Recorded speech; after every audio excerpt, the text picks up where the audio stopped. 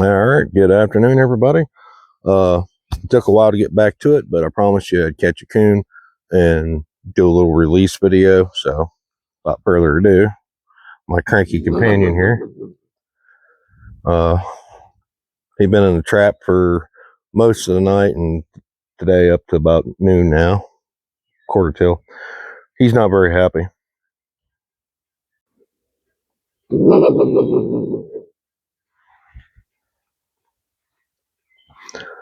Well, here he is. Like I said, he's a little angry with me, which is understandable. He's causing a little bit of destruction up there at the house, but he's got him and another buddy just running around, so I'll have to catch the second one. Merely use cat food to bait the trap with, and we'll get him released. As you can hear, he's really not very pleased with me. And just for an example, just show you how a little vicious these little guys can be.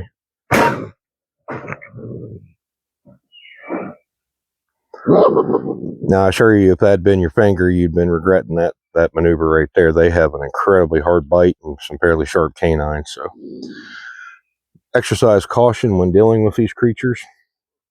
Now, they can indeed carry a lot of diseases and rabies. Been watching this one for a while. Pretty confident it doesn't have anything like rabies, but still, I don't want bit by it. So we'll get everything set up here, guys, and we'll see about getting this little angry fella released. Okay, guys, now this obviously isn't like the most safest thing in the world to do. I have known people to have literally had an upset raccoon climb them like a tree, so I'm really hoping that don't happen here. I put on some leather gloves for some extra protection. Like I said, I'm not trying to take a bite from this guy. That would not be fun. Now, he's going to come out of here and he's going to be pretty peeved at me, so hopefully he doesn't take a go at me, but that's not impossible, so. Ooh. There he went. He's off. And sometimes they get a little reluctant too, and they don't want to leave the cage. They'll be pinned up in a corner, real scared. But as you can see, he was ready to go. Okay, guys, that was it. Pretty simple.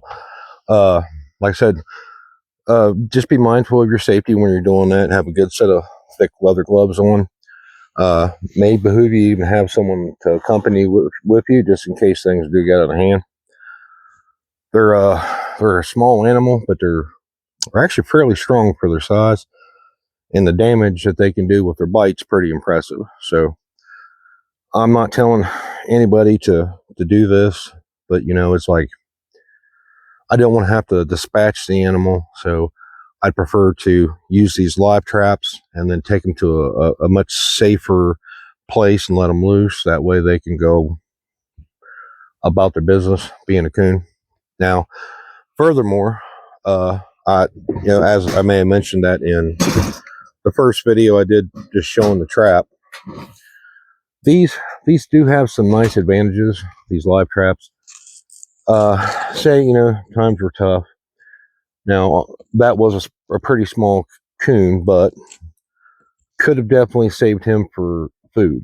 They are edible.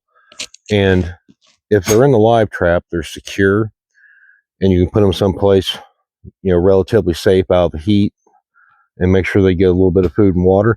And you can maintain those animals in one of these live traps for a little while until you're actually ready to process them, to consume them. So having several of these is pretty handy to have, just to have that option. So their uses go beyond just like pest control, like I was using it for. Now, all kinds of other foothold traps, conibear traps, which is a kill trap usually, and those sort of things are very nice to have.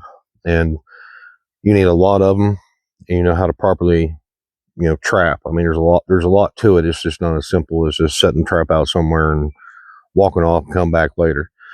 But that'd be a topic for another in-depth kind of video series.